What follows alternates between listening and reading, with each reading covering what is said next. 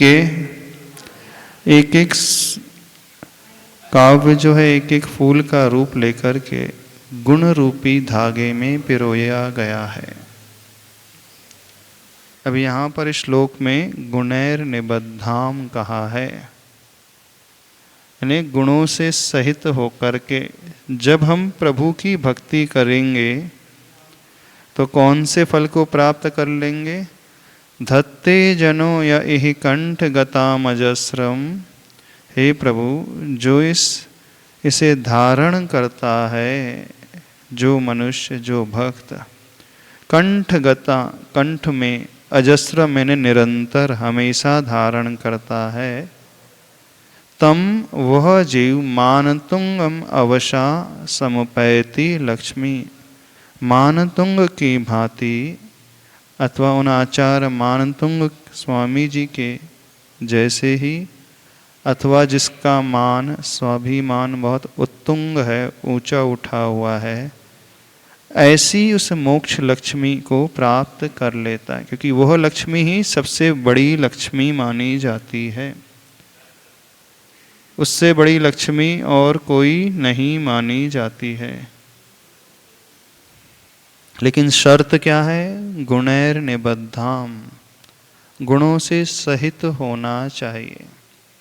अब आप प्रभु की भक्ति कैसे करते हैं? तो यहाँ पे हमने कहा था गुण दो प्रकार से लेना।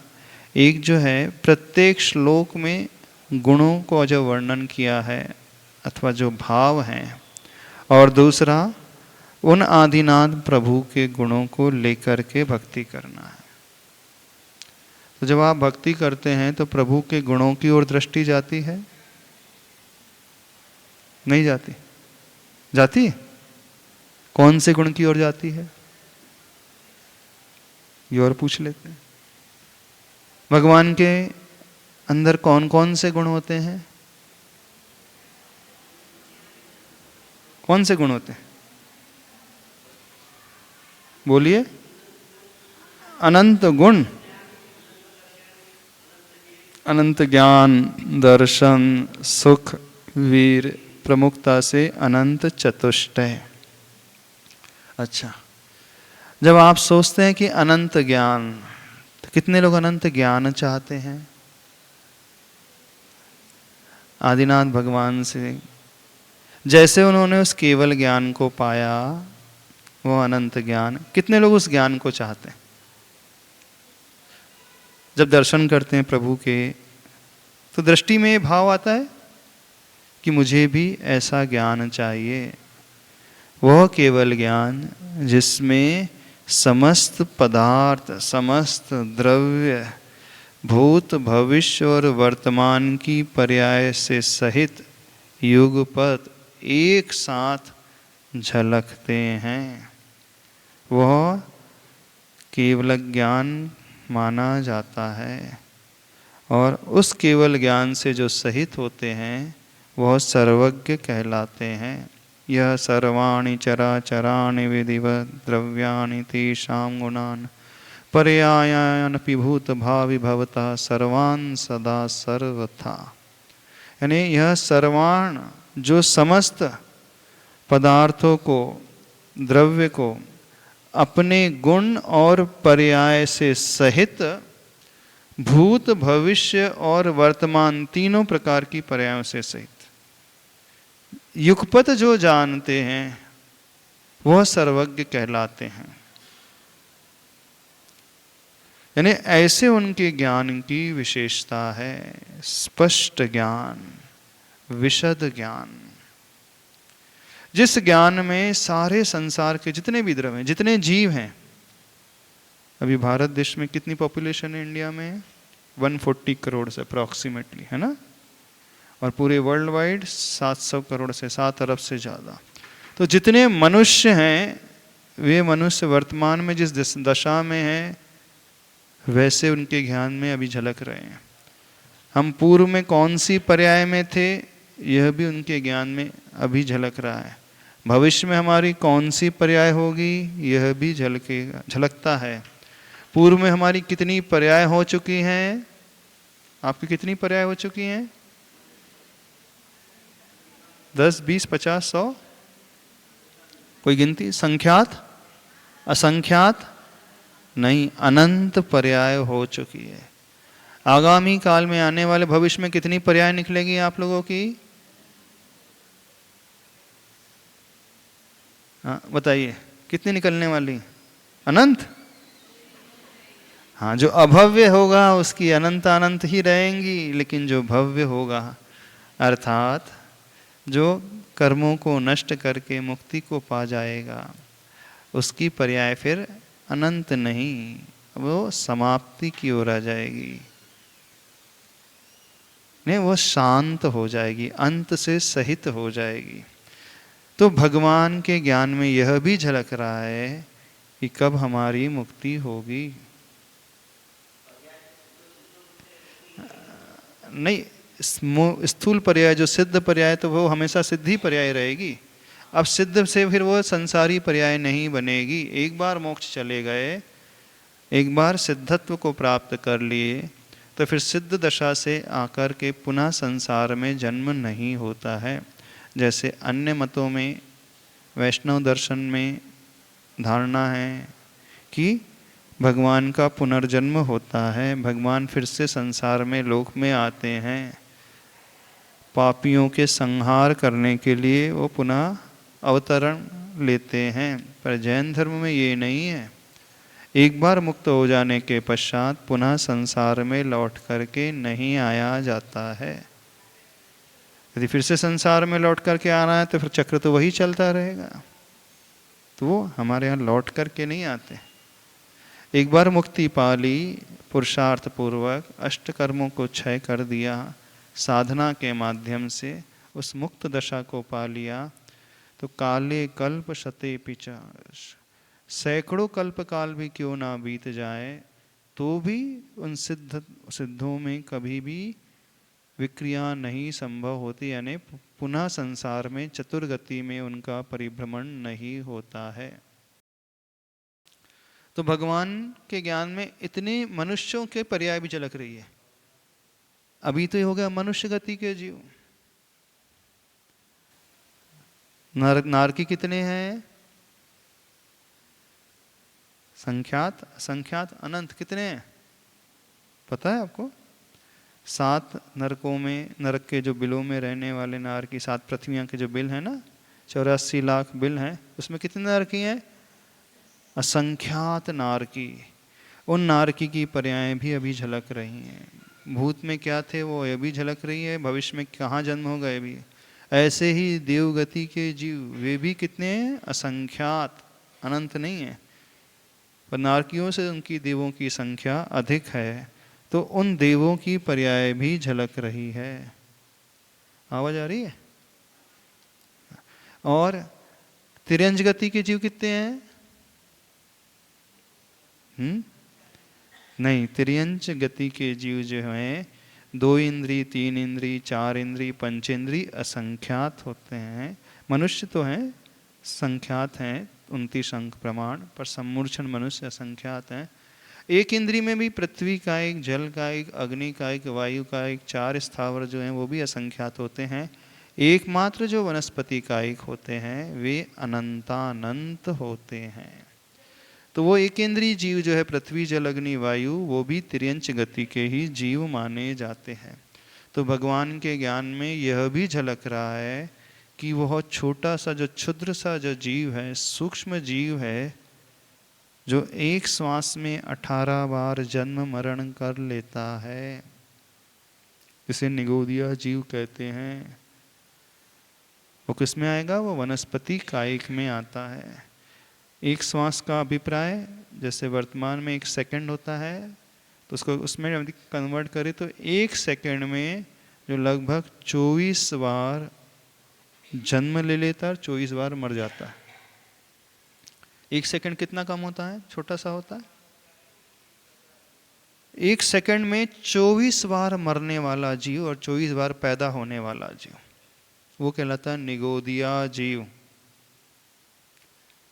तो उस निगोदिया जीव की पर्याय भी जो अतीत में अनंतानंत हो चुकी हैं, वह भी केवल ज्ञान में झलकती हैं और कुछ ऐसे नित्य निगोदिया जीव होते हैं जो निगोद पर्याय से कभी निकलते ही नहीं हैं। नित्य निगोदिया जीव कहलाते हैं जो। तो हम सब की यात्रा कहाँ से शुरू हुई है? निगोद से ही यात्रा शुरू हुई है। यानी अतीत में हम सब निगोदिया जीव में ही थे, उसी में जन्म मरण कर रहे थे, लेकिन बड़ी दुर्लभता से त्रस गति, त्रस पर्याय को पाया है। 2 इंद्री, फिर 3 इंद्री, फिर 4 इंद्री, फिर पंचेंद्री तिर्यंच, फिर तिर्यंच में भी फिर मनुष्य बन गए, संगी पंचेंद्री मनुष्य बन गए। संगी पंचेंद्री मनुष्य बन कर के उत्तम देश में हमने जन्म ले लिया, उत्तम कुल हमें, जैन कुल हमें मिल गया, अच्छा निरोगी शरीर मिल गया, गुरु मिल गए, देव मिल गए, प्रभु मिल गए, शास्त्र का उपदेश मिल गया, देव शास्त्र गुरु तीनों का समागम हो गया। इतना लंबा समय भटकते हुए हम सबको हो गया। बड़ी दुर्लभता से ये पर्याय, वो भी हुंडा और सर्पणी के पंचम काल में हम सब ने पाई है। तो जो व्यक्ति ऐसा चिंतन करता है, उससे फिर अपने अतीत के दुखों को देख करके एकदम डर लगने लगता है, पश्चाताप होने लगता है। तो मैं क्या यही करते रहूं? जन्म मरण के अलावा कोई काम ही नहीं बचा मुझे। हाँ, हम बच सकते हैं जन्म मरण के चक्कर से। कब बच सकते हैं? तो जो उन भगवान ने बताया है रास्ता, जिस मोक्ष मार्ग पर वो चले हैं, तो उसी केवल ज्ञान को पाने के लिए जो उन्होंने साधना की थी, अनंत चतुष्टय को पाने की जो साधना की थी, उस पर मैं भी ललचाया हूँ,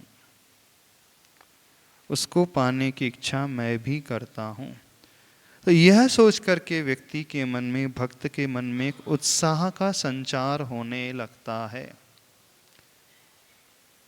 फिर वह जी जान से जुट जाता है उन प्रभु के गुणों को प्राप्त करने के लिए। तो आपके मन में यह भाव पाता है कभी कि ऐसा केवल ज्ञान हमें पाना है, जिन भगवान के ज्ञान में सब कुछ झलकता है। ये जीव ही नहीं, अजीव जो पुद्गल होता है वह भी झलकता है। डिस्टर्ब मत करिए जो है सर, वह भी झलक रहे हैं। उन अजीव की पर्यायें सारी झलकती हैं। ऐसी महत्ता, ऐसी विशेषता उस केवल ज्ञान की है। उस केवल ज्ञान की तुलना में आज किसी के पास भी कोई छोटा सा भी रंच मात्र भी ज्ञान नहीं है। ऐसा जब ये सोचता है भक्त प्रभु का, तो एक उत्साह उसके भीतर भरने लगता है कि मुझे भी वैसा ही ज्ञान चाहिए। बस इसी ज्ञान को पाने के लिए हे प्रभु मैं आपकी भक्ति कर रहा हूँ। तो ऐसे भाव पैदा होते हैं आप लोगों के भक्तामर स्तोत्र पढ़ते समय? नहीं होते? आपको आगे महाराज जी उस ज्ञान से क्या लेना देना हमें? हाँ, ज्ञान से क्या लाभ होगा? अरे ज्ञान में सब कुछ झला रखा है, जैसे मेमोरी कार्ड होता है ना, अथवा जैसे गूगल की मेमोरी होती है, उस गूगल में सब कुछ भरा हुआ है। तो वैसे ही हमारे ज्ञान में अथवा भगवान के ज्ञान में सब कुछ आ रहा है, तो उस ज्ञान से मिल क्या रहा उन्हें? कुछ मिलता है कि नहीं मिलता है? हाँ, वो पुरुषार्थ पूर्वक उस ज्ञान को लगाते नहीं हैं। ज्ञान की विशेषता है कि ज्ञान में अपने आप ही झलकता है। हम संसारियों को ज्ञान का प्रयोग करना पड़ता है, एकाग्र होना पड़ता है, चित्त लगाना पड़ता है, एफर्ट्स देना पड़ता है, तो हम थक जाते हैं। लेकिन भगवान के ज्ञान की विशेषता ऐसी है कि उन्हें कोई एफर्ट्स नहीं देना पड़ता है, अपने आप स्वतः ही सारा संसार, ये तीनों लोक युगपत अपने द्रव्य गुण और पर्याय तीनों सहित झलकते हैं। ये तो हो गए द्रव्य की, ये पर्याय की बात। उनके गुण भी उनमें झलकते हैं। ज्ञान की इतनी महत्ता है। जब इस ज्ञान के बारे में हमें समझ में आता है तो लगता है कि हमें भी कुछ करना चाहिए। बस वह साधना सही साधना कहलाती है। इस भाव को लेकर के अपने मन में जब भक्तामृत स्तोत्र को पढ़ेंगे तो निश्चित मानना आपके ज्ञान का विकास होगा, ज्ञानावरणी कर्म का क्षोभशम बढ़ेगा। आप अंदर से उस गुण को पाना चाहते हैं। वैसे देखा जाए तो ये केवल ज्ञान तो इफेक्ट के रूप में है, जिसमें सारा संसार झलकता है। उन्होंने कौन से ज्ञान की साधना की? तो ज्ञान जेन रागा विरज्येज जेन से सुरज्जदी जेन मृत्युम पभावेज तम नाणम जिन शासने। हमें कौन से ज्ञान से प्रयोजन है? ज्ञान उसे कहते हैं, रटने वाला ज्ञान ज्ञान नहीं कहा जा रहा है। यहाँ कंठस्थ आप कर लेते हो, याद कर लेते हो, लर्न कर लेते हो, उस ज्ञान की बात ही नहीं करी जा रही। ये जो केवल ज्ञान है ये तो गिफ्ट में मिल गया है। उन्होंने कौन से ज्ञान की साधना की थी पूर्व अवस्था में आदिनाथ प्रभु ने? तो उस ज्ञान की साधना की थी जेन रागा विरज्येज, यानी जिसके द्वारा राग से विरक्ति हो जाए। जेन मिथिम पभावेज, जिससे मैत्री की भावना बढ़ती चले जाए। जेन से सुरज्जदी, जिससे श्रेयस्कर में, श्रेय मार्ग में, अच्छे मार्ग में हमारा राग उत्पन्न हो जाए। तम नाणम जिन शासने, जिनेंद्र भगवान के शासन में उसे ज्ञान कहा गया है। यदि इस ज्ञान के अनुरूप साधना कोई भक्त करेगा, कोई भी व्यक्ति करेगा, तो केवल ज्ञान तो अपने आप प्राप्त हो जाएगा। हाँ हाँ हाँ, जिससे कहा जाता है भाव श्रुत ज्ञान। बहुत अच्छा कहा आपने। जो अपन जिनवाणी पढ़ रहे हैं, भक्ति पढ़ते हैं, रट लेते हैं, स्तोत्र रट लेते हैं, एक एक ग्रंथ पढ़ लेते हैं, द्रव्य संग्रह याद कर लिया, छह डाला याद कर ली, इष्टोपदेश याद कर लिया, 24 ठाना याद कर लिया, भक्तामर स्तोत्र है, तत्वार सूत्र है, अन्य की भाव स्तोत्र है, कल्याण मंदिर स्तोत्र है, और कौन कौन से स्तोत्र है? विशापहार स्तोत्र है। जितने भी स्तोत्र आप रट लेते हो, कंठस्थ कर लेते हो, जो कंठस्थ हुई विद्या है वह द्रव्यश्रुत। लेकिन आचार्य भगवान मूलाचार ग्रंथ में कहते हैं ज्ञान वो है जिसे भावश्रुत कहा जाता है। भावश्रुत की परिभाषा जो मूलाचार ग्रंथ में बताई है, जहाँ राग से विरक्ति हो जाती है, यानी जिसका राग द्वेष कम होने लगे, तो समझना उसका भावश्रुत ज्ञान बढ़ रहा है। शास्त्र स्वाध्याय करके, भक्ति करके क्या होगा? राग द्वेष कम होगा। तो आप लोग भक्ति रोज करते हो, भक्तामृत स्तोत्र रोज पढ़ते हो ना, तो आपका घर परिवार में राग द्वेष कम होता है कि नहीं होता है? आप पूछना चाह रहे कम हो रहा है कि नहीं हो रहा है? कि जितना राग पहले करते थे आज भी उतना ही राग है? जितनी लड़ाई झगड़ाई पहले करते थे, जितना मनमुटाव पहले रखते थे, जितनी कषाय पहले करते थे, आज भी वैसी कषाय हैं, ऐसे ही मनमुटाव है, ऐसे ही ईर्ष्या बनी हुई है, वैसा ही देश का भाव बना हुआ है। वैसे ही बना हुआ है, कोई कमी नहीं आ रही उसमें। द्वेष कम हो रहा है? हो रहा है? राग का भाव कम हो रहा है? मोह कम हो रहा है? नहीं नहीं, मोह कम नहीं हो रहा है। मोह कम नहीं हो रहा, अच्छा द्वेष कम हो रहा है। मोह तो जड़ है, राग ही तो जड़ है द्वेष की। वो द्वेष राग के कारण ही पैदा होता है। कीड़े वहीं पैदा होते हैं जहां ज्यादा मीठा होता है ना? जो बच्चा ज्यादा मिठाई खा लेता है उसके दांत में कीड़े लग जाते हैं कि नहीं? ज़्यादा चॉकलेट खाता है तो उसके दांत में कीड़े लग जाते हैं कि नहीं? आप घर में मिठाई बना करके रखोगे, उसी में चींटियाँ हो जाएंगी, मकोड़े उत्पन्न हो जाते कि नहीं? नमकीन में चींटियाँ होती हैं? होती चींटी? नमक में होती है?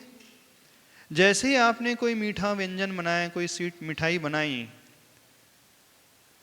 कुछ दिन यदि उसको वैसे ही रखा जाए तो उसमें तुरंत कीड़े पैदा होने लगते हैं। जहाँ ज़्यादा गुड़ होता है, जहाँ ज़्यादा मीठा होता है, वहाँ ही कीड़े पैदा होते हैं। तो मीठी का मतलब जहाँ जितना राग होगा वहीं द्वेष रूपी कीड़े पैदा होते हैं।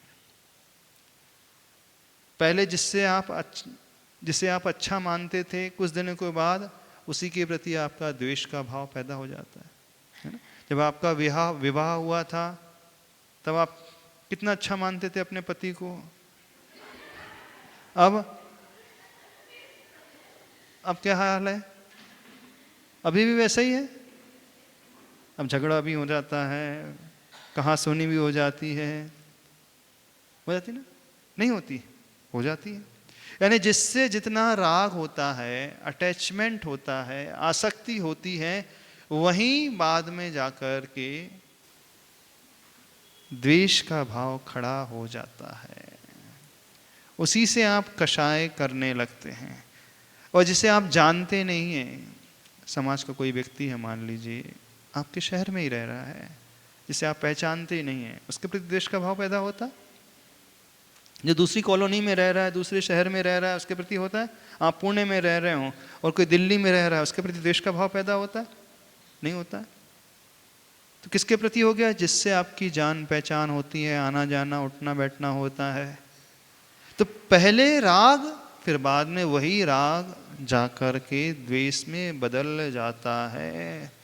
जैसे वह सुकुमाल की माँ है ना, कथा पता है ना, सुकुमाल मुनि महाराज की माँ कितना राग करती थी अपने बेटे से। उससे ज्यादा राग कोई करता ही नहीं थी, माँ थी। और जब माँ को छोड़ करके वो दीक्षित हो गया, सुकुमाल वन चले गए, माँ को कितना संक्लेश हुआ। वही माँ बाद में जाकर के क्या बन गई? श्यालिनी बन गई। श्यालिनी बनी ना, हाँ श्यालिनी बनी। व्याघ्रित सुकौशल मुनि की है, व्याघ्रित जो है सुकौशल मुनि महाराज की। सुकुमाल की माँ ही जाकर के बाद में श्यालिनी, वो तो हाँ, सुकुमाल की माँ ही थी जो है, वही श्यालिनी बन गई और अपने बच्चे को उसने खाया। क्यों खा लिया? इसने मेरी आज्ञा नहीं मानी, मुझे छोड़ करके चला गया था। हाँ, पति तो मुनि महाराज बन ही गए थे। सुकुमाल के जो पिता थे उन्होंने मुनि दीक्षा ले ली थी, और जब उसका जन्म हुआ था तो घोषणा हो गई थी कि जिस दिन ये है अपने पिता के दर्शन करेगा, पिता की वाणी को सुनेगा, उस दिन ये भी दीक्षित हो जाएगा। तो इस कारण उसकी माँ ने उस पिता को जो दूर ही अलग करवा दिया था, महल में कभी आने नहीं दिया था, और अपने बेटे को राजमहल में बड़े अच्छे से पाला पोसा था, रत्न दीपक में रखती थी, अच्छा अच्छा भोजन कराती थी। हाँ हाँ, तो वो राग जो था उस माँ का अपने बेटे के प्रति, अब वही राग श्यालिनी के पर्याय में आकर के क्या द्वेष के रूप में बन गया। बना कि नहीं? क्या सोच रही थी? मेरी आज्ञा नहीं माना, मुझे छोड़ करके चला गया, दीक्षा ग्रहण कर ली और उसने अपने ही बेटे को खाना शुरू कर दिया। जितने भी उपसर्ग हुए हैं उसके पीछे शुरुआत राग ही होता। जितनी भी लड़ाइयाँ होती हैं, जितने भी युद्ध होते हैं, कहीं ना कहीं राग होता है। चाहे वो रामायण हो, राग हो गया था रावण को सीता के प्रति, तो रामायण हो गई। कौरव को राग हो गया था राज्य से, वैभव से, धन से, तो महाभारत हो गई। जितने भी युद्ध होते हैं प्रतिनारायण आदि के एक दूसरे से, राम लक्ष्मण और रावण का अथवा श्री कृष्ण जरासंध का, राग ही तो था। एक व्यक्ति के प्रति राग का भाव अथवा धन वैभव के प्रति राग का भाव। लड़ाई की कौन कौन सी जड़ है? 3 जड़, जर जोरू और जमीन, है ना। तो राग जहां होता है वहां ही लड़ाइयां प्रारंभ होती है, वहीं देश प्रारंभ होता है। तो ज्ञान उसे कहा है, भावश्रुत ज्ञान उसे कहा है, जहां राग से हमें विरक्ति हो जाए। तो इस ज्ञान की ओर लालायित होना चाहिए, इस साधना की ओर लालायित जो होगा वही व्यक्ति भक्तामर स्तोत्र की स्तुति पढ़ करके लाभान्वित होगा। तो जब आप भक्तामर स्तोत्र का पाठ करते हो तो मन में ये भाव आते हैं कि मुझे भी ऐसा ज्ञान प्राप्त करना है जिससे मेरा राग द्वेष कम होता चला जाए। छूटना तो बहुत दूर रहा। कितने के मन में ये भाव आते हैं? नहीं आते? नहीं आते? कभी सोचा ही नहीं महाराज जी आज तक?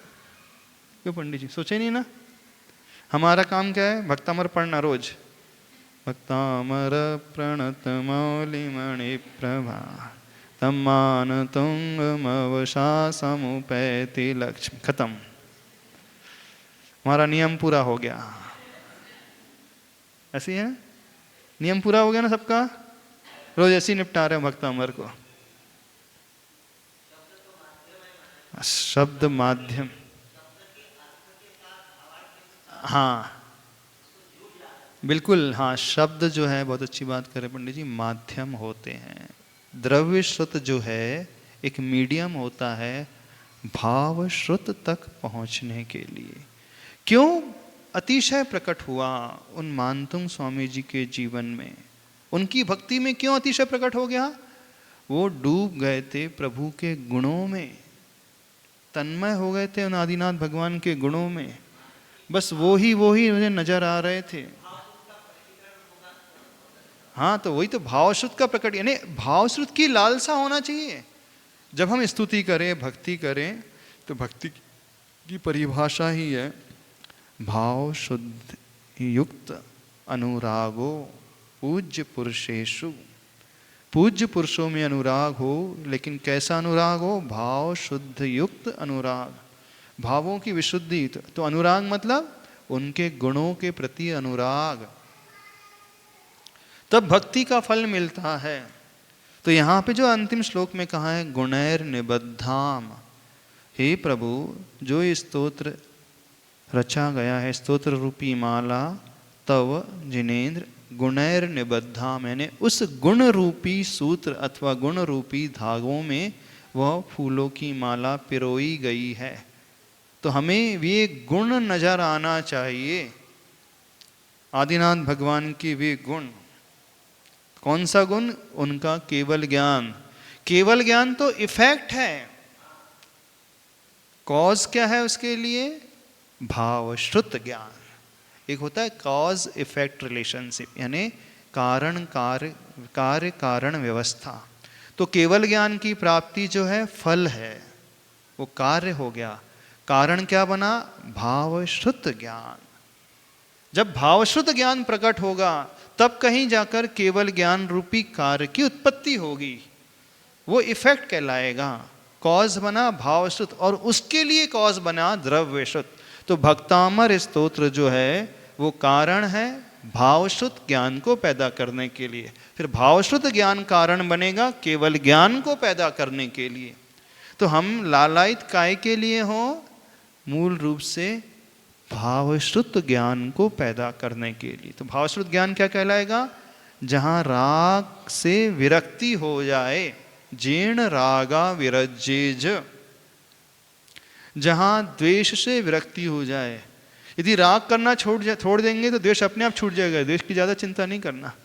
सबसे खतरनाक होता है राग। बताइए, राग खतरनाक होता है कि द्वेष खतरनाक होता है? हाँ, क्रोध वैर का भाव ज्यादा खतरनाक होता है कि लोभ का भाव ज्यादा खतरनाक होता है? बताओ। देखने में क्या आता है? द्वेष का खतरनाक, पर सबसे ज्यादा खतरनाक है राग। सूक्ष्म लोभ जो है वो 10वें गुण स्थान में नष्ट होता है। 9वें गुण स्थान में क्रोध मान माया चले जाते हैं, लेकिन लोभ 10वें गुण स्थान में जाकर के समाप्त होता है। यानी लोभ को नष्ट करने के लिए और अधिक पुरुषार्थ लगता है।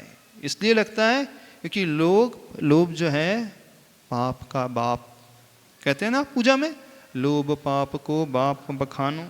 जब दशलक्ष चंद्र में पूजा करते हैं, ये करते हैं कि नहीं? लोभ पाप का बाप, यानी सारे पापों की जड़ जो है लोभ। और वो ही लोभ यानी राग। हिंसा, झूठ, चोरी, कुशील, परिग्रह, जो भी पाप हो रहे हैं उसके पीछे मूल कारण राग, लोभ का भाव। इस कारण आचार्य भगवान कह रहे हैं जेण रागा विरज्य, यानी जहां राग से विरक्ति हो, तम नाणम जिन शासने, तो हमें वह ज्ञान के प्रति लालायित होना है। आदिनाथ भगवान को भी जो पद मिला, उन्होंने भी जो केवल ज्ञान पाया, उसी भावशुद्ध ज्ञान के बल पर। केवल ज्ञान तो रिजल्ट है, परीक्षा प्रमाण पत्र है। प्रमाण पत्र तो बाद में मिलता है। प्रमाण पत्र कब मिलता है? जब हम पढ़ाई करेंगे, उस सब्जेक्ट की अच्छे से पढ़ाई करेंगे, फिर पेपर देंगे, जब उसमें मार्क्स आएंगे, बाद में जाकर के प्रमाण पत्र मिलेगा। तो केवल ज्ञान तो प्रमाण पत्र की भांति है, उसमें कुछ पुरुषार्थ नहीं करना पड़ता है। पुरुषार्थ हमारा होता है सब्जेक्ट की पढ़ाई करने के लिए। तो जब हम भक्ति कर रहे हैं तो हमारा पुरुषार्थ कौन से होना चाहिए? भाव शुद्ध ज्ञान को पाने का पुरुषार्थ। हाँ हाँ, श्रद्धा और भक्तिवान व्यक्ति ही ये कर सकता है। तो जब भी आदिनाथ भगवान का ये स्तोत्र पढ़ें तो मन में यही लक्ष्य, भाव शुद्ध। हाँ, विवेक सहित होगा। विवेक के बिना राग द्वेष हम ऊपर उठ ही नहीं सकते। जिसके भीतर विवेक नहीं है वो राग द्वेष को त्याग ही नहीं कर सकता। विवेकवान व्यक्ति ही समझदार होता है, उसे पहचान होती है ये करने योग्य है, ये नहीं करने योग्य है, ये छोड़ देना चाहिए, ये वैर का भाव है, इसे भी त्याग देना चाहिए, नहीं निभाना चाहिए, ज़्यादा लंबा नहीं खींचना चाहिए। विवेकवान व्यक्ति ही अपने लोभ को कम कर सकता है। तो जब, हाँ, सही भक्ति वही है। तो जब आप भक्ति पढ़ रहे हो, ये पढ़ रहे, स्तोत्र पढ़ रहे हो, सोचते हो ऐसा? अब बताना कितने लोग सोचते हैं? नहीं महाराज जी, हमारा तो राग का भाव बढ़ता है। अब आपका क्या होता है? उल्टा है सबका। जेन रागा विवर्धयेत, जिससे राग बढ़े सो वो भक्ति करा रही है। आप भक्ति करते हो, एक मकान, एक कार, एक बेटा, एक पोता, एक बहू, एक स्वास्थ्य अच्छा, अच्छे कपड़े, यही है ना? तो आप राग बढ़ाने के लिए भक्ति कर रहे हैं। नहीं बढ़ रहे। जब भी स्तोत्र पढ़ते हो तो आपको क्या फल चाहिए उसका? किसी को नौकरी चाहिए, किसी को दुकान चाहिए, किसी को सैलरी में इंक्रीमेंट चाहिए, किसी को नत बहू चाहिए, पोता पोती चाहिए, स्वास्थ्य चाहिए। तो आपका उद्देश्य ही पूरा अपोजिट ही है, उल्टा ही है। ऐसी बात ही नहीं चल रही यहां पर। यदि हम उस गुणों से निबद्ध हुई उस पुष्प माला को चाह रहे हैं, यानी उन प्रभु को चाह रहे हैं, तो प्रभु के उस तरीके को चाहने की कोशिश करें। जब आदिनाथ भगवान मुनि अवस्था में थे तो उन्होंने कौन सी साधना की थी? इसी भावश्रुत ज्ञान को पाने की साधना की थी। कल्याण उससे होता है। तो जब हम भगवान के दर्शन करें, उनकी छवि को निहारें, उनकी उस वीतरागी दृष्टि को देखें, नासाग्र दृष्टि को देखें। देखते हो कभी भगवान की नासाग्र दृष्टि को? जैसे यहाँ भगवान महावीर स्वामी हैं ऊपर, नासाग्र दृष्टि को देखते हो? जिनकी कोई आशा नहीं हो सो नासाग्र दृष्टि वाले। जिन्होंने समस्त आशा को जीत लिया है वो ही जीव नासाग्र दृष्टि कर सकता है। तो प्रभु की दृष्टि, प्रभु का दर्शन इस भाव से जब स्तोत्र पढ़ें तो मेरे मन में भी ये भाव आए कि मैं भी उस लोभ, उस राग को जीतना चाहता हूं, कम करना चाहता हूं। तब तो आदिनाथ भगवान को आप चाह रहे हो, तब तो भगवान आदिनाथ के प्रति आपका अनुराग है। सही बताएं, आपका किसी का अनुराग आदिनाथ भगवान से नहीं है, नहीं है ना?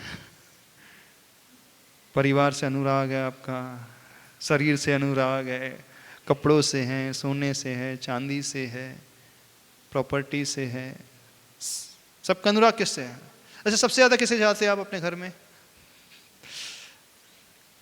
संसार में सबसे ज्यादा किसे चाहते बताओ, जितने बैठे हैं? माता पिता, फिर बच्चे।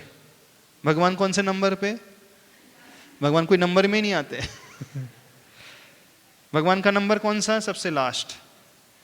जब सब खत्म हो जाते हैं, पहले माता पिता हो गए, बच्चे हो गए, शरीर हो गया, पैसा हो गया, गाड़ी हो गई, मकान हो गई, हाँ अब टाइम बचा है, अब भगवान याद करेंगे। सबसे लिस्ट में लास्ट नंबर कौन है? आदिनाथ भगवान। यही है ना? तो आप चाहते ही नहीं है। जितने भी भक्त आते हैं ना भगवान के, जो रोज भक्तामृत स्तोत्र पढ़ते हैं, यदि हम उनसे उनकी प्रायोरिटी लिस्ट बनवाएं तो प्रायोरिटी लिस्ट में लास्ट 10th नंबर आएगा आदिनाथ भगवान का। हम आपको एक होमवर्क दे दें कि जो आपके जो प्रमुख लिस्ट है बनाना है, जिसमें सबसे पहले आप सबसे अधिक किसे चाहते हैं जिंदगी में, तो पहले नंबर में बच्चा, ये पति, कौन आएगा? हाँ, हमारी जब शादी होती है उस समय पति आता है, जब बेटा हो जाता है उस समय पति दूसरे नंबर पे सरक जाता है। है ना? जब विवाह होता है उस समय प्रायोरिटी लिस्ट में पति, फिर जैसे ही पुत्र हुआ अब पहले नंबर में कौन आ गया? बेटा। दूसरे नंबर में बेटी। बेटी का भी कोई नंबर नहीं है हमारा, क्योंकि आप तो वैरागी हैं। बोले बेटी तो वैसे ही पराई होती है, तो उससे क्या राग करना? बेटी तो आपकी अपनी होती नहीं ना, वो तो पराई होती है, पर घर में जाने वाली होती, तो उससे राग होते ही नहीं आपको। किससे होता है राग? बेटे से। फिर सेकंड नंबर में पति से। थर्ड नंबर में कौन आएगा? पोता। पोता होते हुए फिर पोता और ऊपर चढ़ जाता लिस्ट में, फिर बेटा नीचे सरक जाता है।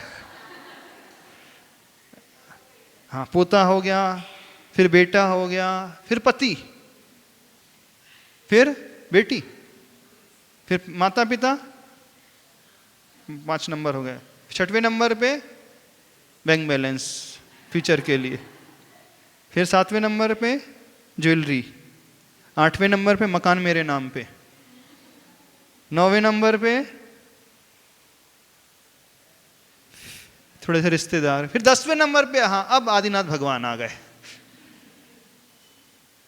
सही कह रहे हैं बिल्कुल।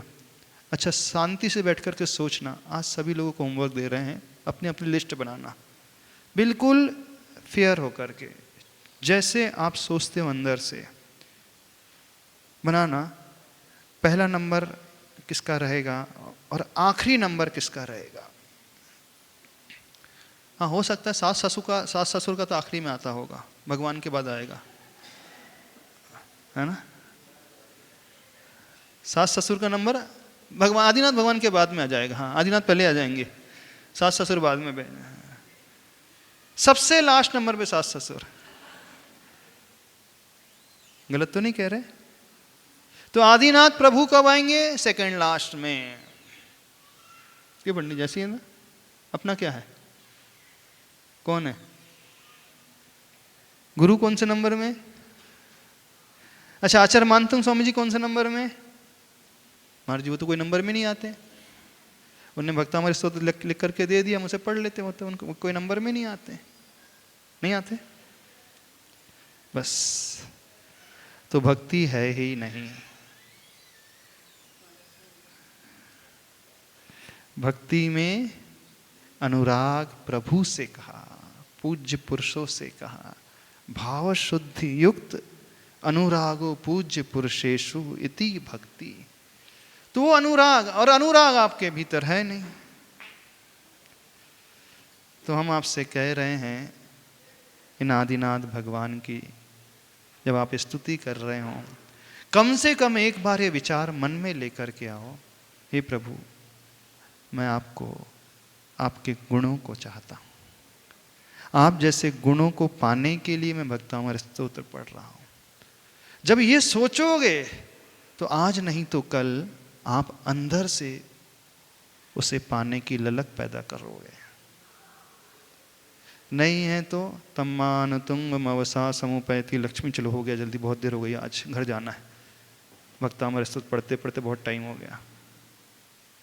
ऐसी करोगे आप? ये सब भक्तामर स्तुति को निपटाते हैं लास्ट मोमेंट में। आपकी पहले दर्शन हो गए जाएंगे, फिर पूजा हो जाएगी। चूँकि भक्तामर का भी नियम है तो घड़ी देखते देखते 45वां काव्य है, 46वां आ गया, 47वां आ गया, हाँ हो गया, जल्दी से अब बंद करो जिनवाणी, अब चलो। बिल्कुल सही कह रहे हैं ना, ऐसे ही होता है ना। कुछ लोग तो किचन में भोजन बनाते बनाते भक्तामर को निपटाते हैं। हाँ, दोनों काम एक साथ चलते हैं, रोटी भी बन रही, सब्जी भी बन रही, भक्तामर भी निपट रहा है। कुछ लोगों का नियम ऐसे चलता है, ऐसे चलता है आप लोगों का नियम। कितनों का ऐसा चलता है, रसोई बनते बनते आदिनाथ भगवान की स्तुति, हाँ सुनते हैं, हाँ सुनते हो तो बहुत अच्छी बात है, पर उसमें नियम नहीं माना जाएगा। हाँ, यानी एक साथ दो कार्य कर रहे हो तो आप सोच रहे कि सब्जी बना रहे हैं, ब्रेकफास्ट भी बना लेंगे, नाश्ता भी बना ले और भगवान की स्तुति भी हो जाए, दोनों एक साथ नहीं होंगे। हाँ, गाने सुनने से बहुत अच्छा है, भक्तामर से सुन लो। टीवी के सीरियल सुनने से अच्छा, स्टोरी सुनने से अच्छा है प्रभु की स्तुति कान में पड़े, वो बहुत अच्छा है, लेकिन वो नियम की पूर्ति नहीं होना चाहिए। खैर नियम की पूर्ति तो स्तुति में होना ही नहीं चाहिए। हमारा पर्पस है आप नियम पूरा करने के लिए कभी भी भक्तामर ना पढ़े, गुणों को पाने के उद्देश्य को रख कर के भक्तामर स्तोत्र पढ़े, तब आपका पर्पस सही होगा, उद्देश्य सही होगा, अन्यथा सही होगा ही नहीं। जब ऐसी ललक रखते हुए पढ़ोगे तो विश्वास करो एक दिन आप उस भावश्रुत ज्ञान को पा जाओगे। आपका राग, आपका द्वेष धीरे धीरे अपने आप कम होता चला जाएगा, क्योंकि आपकी अंतरंग की इच्छा है उस भावश्रुत ज्ञान को पाने की, जिस भावश्रुत ज्ञान के बल पर ही उन आदि प्रभु ने केवल ज्ञान को प्राप्त किया था। तो हमारा प्रयोजन केवल ज्ञान है ही नहीं, हमारा प्रयोजन तो मूल रूप में इस दशा में मात्र भावश्रुत ज्ञान ही है, और वही कार्यकारी है। बाकी तो वो केवल ज्ञान तो रिजल्ट है, अपने आप मिलने वाला है, उसमें कुछ नहीं करना। ऐसी धारणा बनाना सीखो। इस दृष्टि से प्रभु के दर्शन, इस दृष्टि से प्रभु की स्तुति, इस दृष्टि से ये भक्तामर का पाठ। भूल जाओ ना थोड़ी देर के लिए राग को, क्यों नहीं भूल जाते? प्रभु के गुणों को चाहने की कोशिश करो ना। समझ में आ रहा है? तो अब से भक्तामर स्तोत्र कैसे पढ़ोगे? भावश्रुत ज्ञान को पाने के लिए। भावश्रुत ज्ञान क्या हुआ? जैन रागा विरजेज, यानी जिससे हमारा राग कम होता चला जाए। विरजेज का अर्थ होता है राग से विरक्ति होना, राग से विरक्ति होना। विरक्ति का मतलब वैराग्य हो जाना। किससे वैराग्य हो जाना? राग से वैराग्य हो जाए। पर आप सबका उल्टा है, आपका राग से और राग बढ़ता है। राग से वैराग्य किसी को नहीं होता है, राग से और राग बढ़ता है। और यही बढ़ाने के लिए आप भगवान के पास आते हो। 90% नहीं 99% लोग इस कैटेगरी को बिलोंग करते हैं। विरले होते हैं वो 1% की कैटेगरी में आने वाले होते हैं जो राग से वैराग्य को चाहने वाले होते हैं। समझ रहे हो? तो ये एक गुण हुआ ज्ञान का, ज्ञान को पाने का गुण।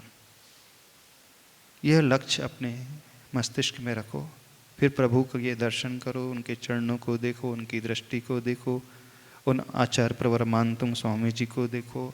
फिर ये स्तोत्र पढ़ोगे, फिर आपके अवचेतन मन में धीरे धीरे वो धारणा गहरी होती चली जाएगी।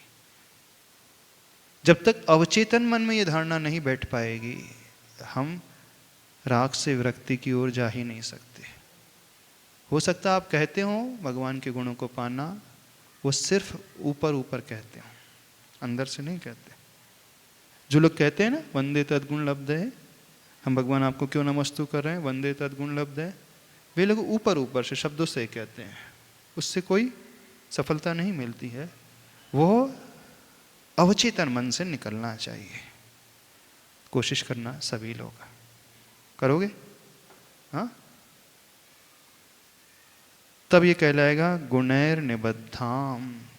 यह जो स्तोत्र रूपी माला, तव यानी हे जिनेन्द्र प्रभु, गुणों से मैंने निबद्ध की है। वे मानतुंग स्वामी जी कह रहे हैं, यानी गुणों के धागे से मैंने पिरोई है।